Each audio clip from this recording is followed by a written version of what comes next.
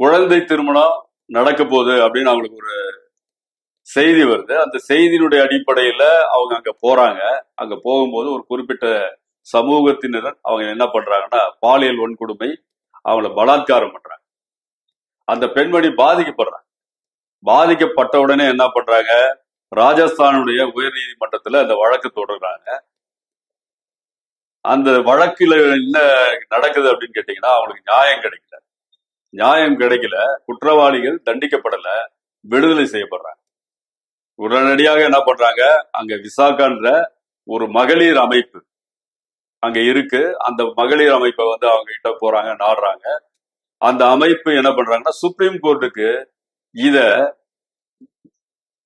மேல கொண்டு போறாங்க.